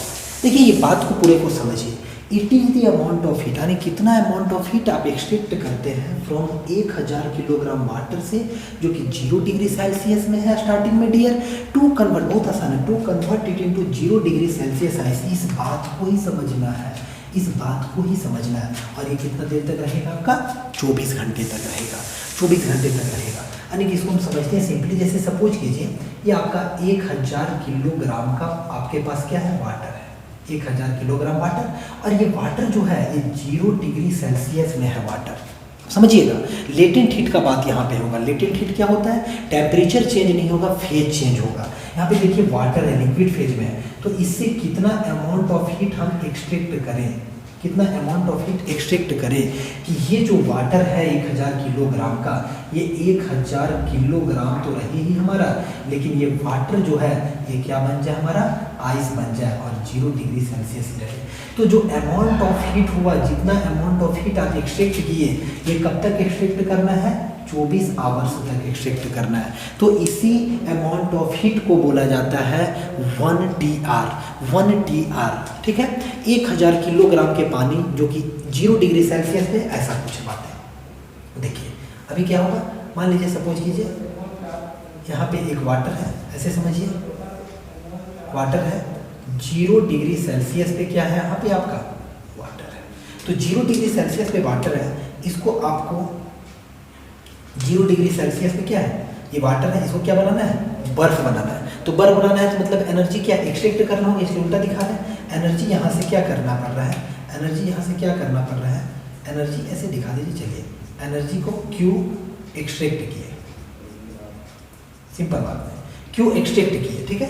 तो ये बन गया, यही बन गया आपका 0 डिग्री सेल्सियस आइस बन गया, 0 डिग्री सेल्सियस आइस बन गया। ये जो Q है ना, यहाँ पे कैसा हीट होगा, ये ऑब्वियस है, लेटेंट हीट होगा। लेटेंट हीट मतलब होता है गुप्त ऊष्मा। गुप्त ऊष्मा का मतलब क्या हुआ कि फेज में चेंज होगा। देखिए यहाँ से यहाँ क्या हुआ डियर, तो यहाँ से आप कहेंगे तो phase change occur, phase change occurs, but no temperature change, but no temperature change. Temperature में चेंज हुआ 0 डिग्री सेल्सियस, 0 डिग्री सेल्सियस है, लेकिन वाटर से आइस बन गया, वाटर से आइस, वाटर लिक्विड फॉर्म में है, आइस आपका क्या हो गया, सॉलिड। ये आपका क्या था, ये आपका देखिए ये लिक्विड फॉर्म में है डियर, लेकिन ये आपका कैसा फॉर्म हो गया, सॉलिड फॉर्म हो गया। तो लिक्विड से सॉलिड बन गया, तो फॉर्म तो चेंज हुआ, फेज तो चेंज हो गया, लेकिन आपका टेम्परेचर में चेंज नहीं हुआ, यानी कि लेटेंट हीट का वैल्यू है। ये लेटेंट हीट का वैल्यू है, यहाँ पे जो भी है गुप्त ऊष्मा का वैल्यू है। तो इसी हीट को बोला जाता है 1 TR यानी 1 टन ऑफ रेफ्रिजरेशन। तो देखिए इसको हम आगे और भी समझते हैं इस तरीके से कि 1 TR इज इक्वल टू कितना होता है आपका। देखिए समझते हैं, 1 TR बराबर अमाउंट ऑफ हीट एक्सट्रैक्टेड है, कितना था आपका 1000 किलोग्राम था डियर, 1000 किलोग्राम था। देखिए याद रखिएगा लेटेंट हीट जो होता है ना वो लगभग होता है 336, 336 आपका होता है, 336 लेटेंट हीट आपका होता है आइस का, ठीक है। और कितने टाइम के लिए ये रहा था 24 आवर्स। तो यहाँ से आप बात करेंगे लेटेंट हीट का जो यूनिट होता है वो होता है किलो जूल पर किलोग्राम, ठीक है। तो यहाँ से किलोग्राम भी कट सकता है, कट जाएगा। अब देखिए कितना हो रहा है 1000 इंटू 336 किलो जूल सिर्फ बच गया डियर, डिवाइडेड बाई 24 आवर्स है, तो 24 गुने 60 इंटू 60 कर दीजिए थी इसको हम, तो ये किस में कन्वर्ट हो जाएगा डियर, देखिए सेकंड में, लेकिन मिनट में किलो जूल पर मिनट में रखें तो किलो जूल पर मिनट में कितना होगा वैल्यू, ये सेकंड में बात करें। देखिए इसको जब आप कैलकुलेट करेंगे, चलिए कैलकुलेटर से इस वैल्यू को कैलकुलेट करके आपको बतलाते हैं। देखिए कितना हो रहा है 1000 into 336 divided by 24 into 3600।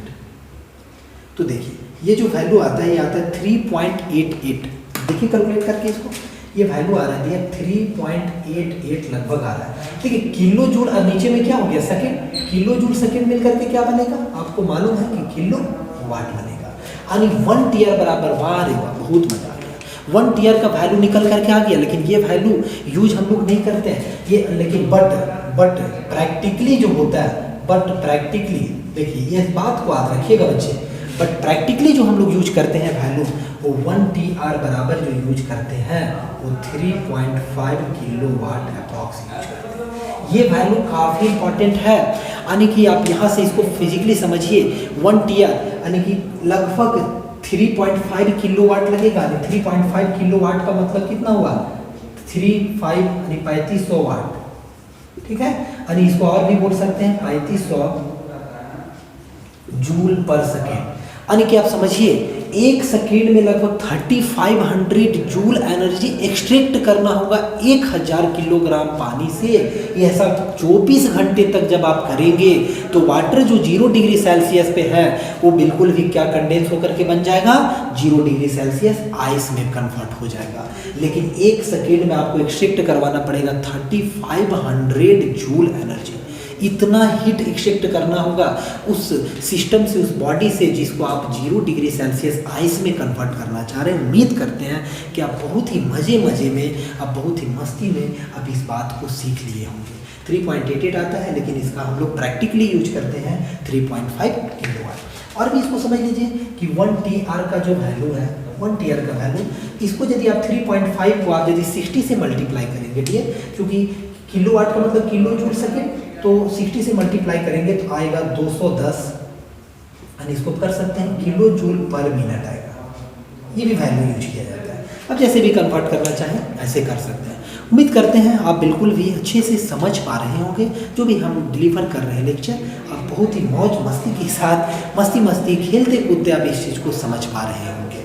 Next हम लोग इसी लेक्चर में डिस्कस करने जा रहे हैं concept of heat engine refrigerator, जो कि हम ऑलरेडी थर्मल इंजीनियरिंग में पढ़ चुके हैं, लेकिन फिर भी सब्जेक्ट में अगेन पढ़ना है, हम लोग देखेंगे concept of refrigerator, heat engine and heat pump. तुरंत में जल्दी से देखते हैं डियर। चलिए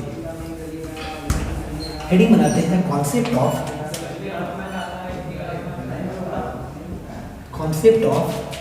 हीट इंजन। देखिए शॉर्टकट HE हीट इंजन आप लिख लीजिएगा, heat engine refrigerator and heat pump, इस बात को समझिएगा। तो देखिए यहां से जल्दी समझते हैं हीट इंजन के लिए सबसे पहले हीट इंजन क्या है, तो ये थर्मल में हम पढ़ भी चुके हैं। हीट इंजन एक डिवाइस है जो क्या करता है, जिसमें एनर्जी का ट्रांसफर जो होता है वो किधर से किधर होता है, हायर से लोअर की तरफ। देखिए ये केल्विन बतलाया था, है ना, यानी ये आपका होगा सोर्स और ये होगा डियर क्या आपका सिंक होगा, ये होगा QL होगा। तो ये क्या देगा आपको, बहुत ही, जब भी ये हायर से लोअर की तरफ एनर्जी का ट्रांसफर करेगा तो आपको मजा देगा डियर। यानी मजा देने वाला डिवाइस जो होगा, आप शॉर्टकट ऐसे याद रख सकते हैं अपने मौज मस्ती, मजा देने वाला डिवाइस को यानी पावर प्रोड्यूसिंग डिवाइस जो कहलाएगा हीट इंजन होगा, और मजा लेगा वो आपका रेफ्रिजरेटर और एयर कंडीशनिंग और हीट पंप होगा। तो ये वर्क आउटपुट देगा, क्या देगा, वर्क आउटपुट, समझ पा रहे हैं, वर्क आउटपुट। तो हीट इंजन में आपका हो गया जैसे auto cycle, petrol engine, diesel engine, auto cycle, diesel cycle, dual cycle, Corbett cycle, ये सब आपका हीट इंजन है।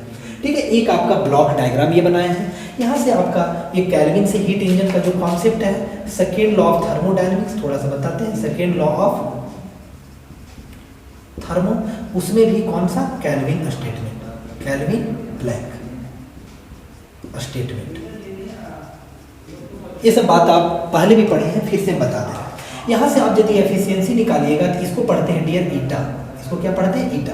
तो ईटा इज इक्वल टू क्या होगा, अब जानते हैं आउटपुट बाय इनपुट होता है बच्चे, अब ये तो बचपन से आपको सिखाया गया बच्चे, आउटपुट बाय इनपुट। आउटपुट का वैल्यू कितना हो गया, तो आउटपुट कहिएगा सर जो मिला वही तो आउटपुट हुआ, यानी कि ये आउट, और इनपुट कितना हुआ, अब कहेंगे सर इनपुट जो हायर हीट है यही हमारा क्या है, यही हमारा इनपुट है। तो अब हम फिर से बोलेंगे कि एफिशिएंसी का वैल्यू बतलाइए कि टर्म में, तो आप बोलेंगे कि सर देखिए वर्क आउटपुट को हम चेंज करेंगे, तो क्या है, ये भी टुवर्ड्स द सिस्टम, ये अवे फ्रॉम द सिस्टम, ये अवे फ्रॉम द सिस्टम। तो यहाँ से आप समझेंगे अवे फ्रॉम द सिस्टम को हम लोग प्लस लिख देंगे, यानी कि क्या होगा, QL होगा, away from the system is equal to क्या होगा, QH होगा। तो आप कहेंगे कि सर आउट का जो वैल्यू होगा, वर्क आउटपुट का जो वैल्यू होगा वो कुछ और नहीं होगा, higher heat minus lower heat, higher heat minus lower heat. तो यहाँ पे करेंगे dear higher heat minus lower heat divided by higher heat. यहाँ से आप टेम्परेचर का फंक्शन होता है इसलिए लिख सकते हैं higher temperature minus lower temperature divided by higher temperature. ध्यान रहे टेम्परेचर हमेशा आपको लेना है केल्विन में, ये क्लियर होना चाहिए, आप कुछ केल्विन में ही लेना है आपको।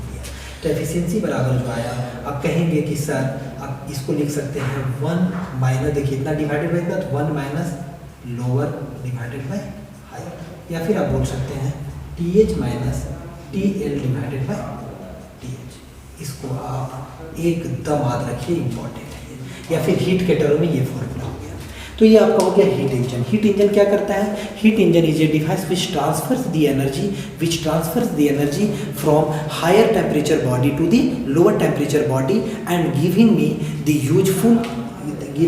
Useful work output. ऐसे समझिएगा, ये क्या होगा, हायर से लोअर की तरफ जब ट्रांसफर करेगा तो हम लोग को देगा giving us the work output. ये वर्क आउटपुट देते हुए जाएगा, पावर प्रोड्यूसिंग डिवाइस है, पावर प्रोड्यूसिंग डिवाइस है। चलिए यहाँ पे निकल गया। अगला हम लोग देखते हैं हीट इंजन के बाद नेक्स्ट जो आपका होगा रेफ्रिजरेटर, तो समझ ही गए हैं। तो हीट पंप यहाँ सब देख लेते हैं, heat pump HP heat pump क्या होगा, ब्लॉक डायग्राम से ये आपका सपोज कीजिए हीट पंप है। हीट पंप भी आपको बता चुके हैं, क्लॉसियस में है। ये कौन सा होगा, लोअर टेम्परेचर, और इधर क्या होगा, ये आपका हायर टेम्परेचर होगा। ये आपका क्या होगा डियर, ये सोर्स होगा, और ये क्या होगा डियर, सिंक होगा। यहाँ लोअर हीट होगा और यहाँ पे क्या होगा, हायर। आपको मालूम है कि हीट पंप चलाने के लिए आपको बाहर से देना पड़ेगा, क्योंकि क्लॉसियस का है, नेगेटिव डिवाइस है। तो यहाँ से आप सब अप्लाई किए, आप इनपुट है ना, इनपुट। तो इनपुट दिए हीट पंप को। अब देखिए हीट पंप क्लॉसियस में ही क्या होता है, केल्विन में हम लोग ईटा यूज करते हैं, लेकिन क्लॉसियस में क्या यूज करते हैं, COP। तो COP बराबर क्या होगा, फिर से आप कहेंगे कि सर ये बात तो बता चुके हैं, desired effect upon work input. तो डिजायर्ड इफेक्ट का वैल्यू कितना होगा, इच्छा। देखिए वर्क हीट पंप है, हीट पंप मतलब क्या हुआ, it pumping the heat, it is use to pump the heat, pump the heat used in winter season to warm the room। समझ में आ रहा है ना, वार्म करने के लिए रूम को विंटर सीजन में ही बेसिकली यूज करते हैं, हीट करते हैं पंप को। तो डिजायर्ड इफेक्ट। अब कहेगा सर इच्छा ठंडा कर देगा रूम को तो मज़ा थोड़ी ना आएगा सर, ठंडा करता है तो मज़ा कब आता है, जब रेफ्रिजरेटर और AC लगा होता है। तो ये तो हीट पंप है, तो हमको मज़ा तभी आएगा ठंडे के दिन में जब गरम गरम हवा मिलेगा, हमको गरम गरम हवा मिलेगा, मतलब this is your desired effect, this is your desired effect dear. तो डिजायर्ड इफेक्ट कौन हुआ, अब कहेंगे QH हुआ। और इनपुट पहले जैसा ही कैसे हो गया, इन लिख दिए। अब यहाँ से इनपुट देखिएगा तो वही towards the system away from the system, ये कॉन्सेप्ट लगा करके आप देखेंगे कितना होगा QH माइनस QL होगा। इसको और टेम्परेचर के फॉर्म में लिखें तो TH divided by TH minus TL होगा। ये COP जो है वो हीट पंप का है, ठीक है। यहाँ से उम्मीद करते हैं यानी कि COP हीट पंप क्या होता है? Heat pump is a device which pumps the heat and used in the winter season to warm up the room. और हीट पंप में क्या होता है? It transfers the heat from lower to higher, है ना, lower to higher, and our desired effect is the higher temperature या maintaining the higher temperature. जैसे maintaining the lower temperature desired effect होता है कहाँ पे आपका? रेफ्रिजरेटर। उसका उल्टा मेंटेनिंग द हायर टेम्परेचर क्या होगा? हीट पंप का होगा, डिजायर्ड इफेक्ट होगा। तीनों में रिलेशन देखें डियर, तीनों में रिलेशन। तो यहाँ पे टेम्परेचर हम तीनों में आपको क्या पुट करना है? तो तीनों में केल्विन में होगा।